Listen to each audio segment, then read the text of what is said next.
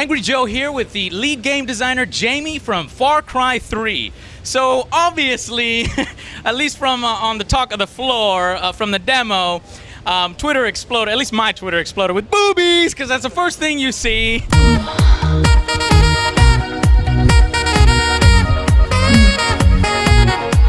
It caught us a little bit off guard. Can you talk a little bit about why that was included, or you're just trying to build a real, a more mature type game? Well, that's the thing. I mean, that's what we're trying to do with Far Cry 3, is we want this to be like a real and authentic experience in this kind of an island where basically anything goes. It's just kind of this lawless frontier, and it's, you know, we want to make sure that we're doing that with fidelity, that, you know, things are going to happen. Fidelity, I like that. Is that what they call it? With good, proper physics. All right. So let's talk a little bit about the game. Let's jump into, first off, I mean, I was really surprised at the amount of value that's here. I mean, you were talking about the single-player campaign, you've got multiplayer, you've got a map editor. Let's talk about all the different things that's packed into Far Cry 3. Yeah, you pretty much summed it up. I mean, this is a monster offering. We've got like a huge single-player open-world experience where, you know, you've got this huge storyline. Open world, go anywhere. Absolutely, absolutely. That's something that's one of the really big tenets for Far Cry, is making sure that you decide, you have the choice about where you go and engage at what point. We've got a 4-player co-op campaign, just about another 6 hours of gameplay on top of that. There's like 4 competitive multiplayer modes, and then the map editor as well. So I mean, it's like, yeah, value is the word. And I was a fan of Far Cry 2, but a lot of people had some complaints in between there about the enemies and driving the distances. Have you guys taken any fan feedback from what was learned in Far Cry 2? Because it seems like Far Cry 3 is sort of a combination of you know, island with the Far Cry 1 and then some elements for Far Cry 2. Could you talk to that? Absolutely. I mean, I'm a huge Far Cry 2 fan. I mean, that's one of the big reasons why I came onto the franchise, is because I think it was trying to do something really different and really nailed it and knocked it out of the court. There were some elements that were, you know, a little bit frustrating. We've tried to address that as much as possible. So, you know, malaria's gone, like degrading weapons, that's gone. The checkpoints is another really big one. The fact that the world didn't really feel like it changed, and we want this world to feel real. So you're going to be able to engage with outposts, and outposts are kind of where the pirates kind of control the area. You go in there, you take out the outpost, the Rakyat move in, and then the whole area changes in terms of feel. So you're no longer going to run into pirates out there, you'll start running into more rebels. It's just going to let you kind of just give you a bit more freedom to explore the world a little bit more, and, you know, without constantly feeling like you're under attack the whole time. The danger in creating an open world game is unless you're doing a mission, you have to offer a reason and an incentive to explore other than the beauty. And we both know the game's beautiful. Far Cry has always had that reputation, but what incentive is there? Are there dynamic events, collectibles, rewards, things like that, or side missions? Completely. I mean, that's the thing. We want this world to feel full. We talk about like a richness of experience when you're out exploring the world.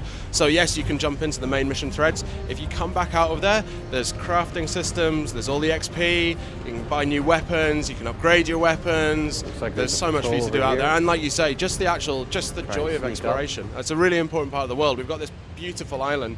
I was just playing it the other day, and you kind of like come through this brush, and you're standing on top of this huge bluff, and you've got like waves crashing down beneath you and stuff, and it's just, you're like, I need to find out what's around the corner of that cove, just because you just get that kind of joy of exploration and discovery. Right. Okay, and so what kind of multiplayer characters can we play as? Is there going to be that indigenous lady out there running around? And this is a mature game, right? It's rated M? I think we're fairly safe to say that we're probably heading that direction right now. But what kind of features are there in multiplayer is what I'm at? I mean, so the 4 players that we have in the co-op campaign, you've got these 4 kind of misfits. And if Jason's story in the single player is about this guy that kind of gets thrown into it and then gradually kind of breaks over the course of time, these 4 characters are characters that pretty much come to it broken in the first place. You've got Leonard, Mikhail, Tisha, and Callum. And they're kind of like, they've all got something wrong with them. They've all kind of like come from a background where they were doing something right, and then they just got a wee bit twisted. And now they're just charging in there, they're trying to get the revenge, trying to get back what's theirs. And then you get to play that side of things. You get to play the kind of the lawless frontier side of things, where anything goes. Where Vaas is kind of doing that a little bit more in the single player. You get to kind of play as that kind of a character for co-op. But ultimately it's as much about, you know, just having fun with your mates and going in there and kicking ass. And it seemed like the co-op flowed very well, because it was basically objective-based. You were always working together, helping each other against, you know, normal enemies and then bosses that show up. But is there what is there in terms of competitive multiplayer? Competitive multiplayer, we've got 4 modes. We've got what's the name of it? Firestorm is the first mode, and that's this kind of like, you know, you're going to be able to bomb each other's bases. Fire's obviously really important for Far Cry 3, so that's kind of like, you know, we've got a push mode, which is kind of like a slightly King of the Hill kind of vibe. We've got team deathmatch. There's another mode as well that we're not really talking about at the moment, but there'll be more to come on that. All right. One of the unique things that I saw in the demo was that this play on insanity. You know, it was like a psychedelic experience started to happen when you got injected with something. Could you talk a little bit about how that factors into the game? Is that a big part of the game, or is it just, you know, a unique part of the game? No, definitely. I mean, it's very much a part of the mission thread that you're following. I mean, you have to try and think about the situation that Jason's found himself in. He's a guy like you or I. I mean, you know, he's just come from the west coast of the States. He's out partying out in the tropics, and it goes so pear-shaped, it's just not true. Yeah. Like, his friends get killed in front of him. One of his brothers gets shot in the face right in front of him. I mean, it's really, really harrowing. And that's pretty much, you know, it's then a question about how he reacts to that kind of situation and what are the kind of things he's going through.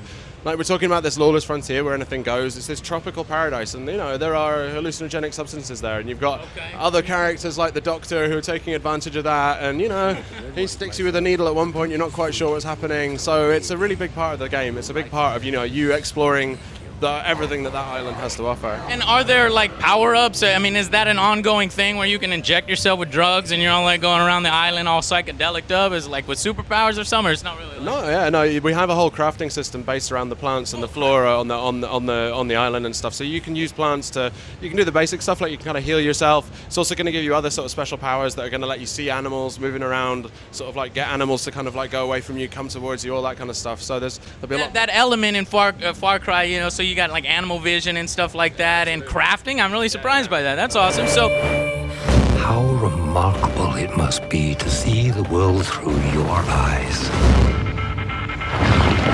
Oh, this is some crazy shit. And speaking about that, like, what kind of materials are you going to use to craft? Are there like wildlife? Is there, you know, is this, you know, help that make the world feel alive? Going and collecting herbs. Can you talk a little bit about it? Well, again, it's this idea of this island paradise that we want to feel full of animals and stuff. And we've got, like, I think there's more than 30 animals that we have roaming around the island at any one time. And you probably saw tigers in the demo. Yeah. There's like monkeys and stuff. There's a Komodo dragon in there. And you're not just going to run into them in cages like that. They're going to be out wandering around in the world. They're going to be hunting each other. They're going to be hunting NPCs. It's a really full feeling of life that you get out in the world. And also, I mean, these are really dangerous things. I mean, you know, you kind of see one the first time and it's like, oh, it's a tiger, it's a game, yeah, whatever, and you start shooting at it, and then it's like, oh, wait a minute, oh, hang on a minute. Yeah. And you really get that sense as well. You know that there are going to be a certain animal type in a certain region. You're kind of crawling through the brush, and then you start hearing this growls, and it's like, oh man, okay, I'm a bit. It's like a survival type game. You got to really be on your toes. Yeah, and awesome, then you use them to craft as well. So that's, you know, after you've hunted these animals, you kind of skin them, and then you can craft stuff with them to expand your inventory. So it's not just animals. There's also vehicles laid around the world. Do you guys have a count on how many vehicles are in the game, and is there a really unique one that you're excited for players to grab a hold of? Definitely. There's more than one vehicle that we're excited about. Definitely. I mean, I think we've got more than 15 vehicles altogether out in the world, and so, you know, getting around is a really, really important thing, and we've really upped the driving experience too. So, you know, you're going to feel like you're really kind of ragging around in a 4x4 off-road. We've got like quads in there, which are an absolute blast to just kind of rag around on. Jet skis, we've got boats, we've got like massive armored patrol boats and machine guns. Flying? Yeah, we've got a glider. The glider is definitely making a comeback.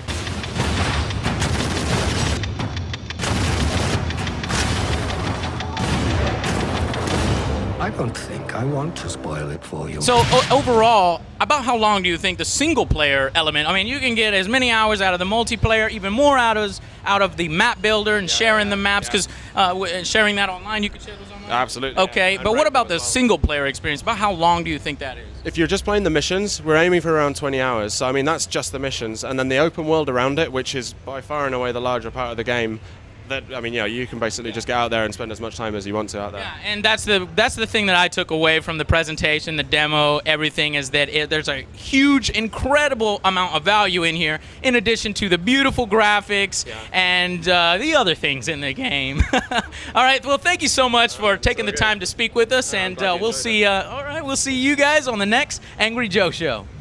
From humanity's finer specimens to the rest of God's creatures, it fascinates me how something so pure sends the brain to the brink of destruction.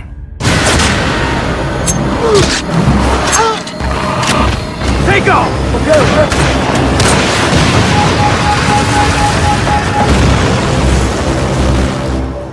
Did I ever tell you the definition of insanity? You'll see for yourself. Scout's honor.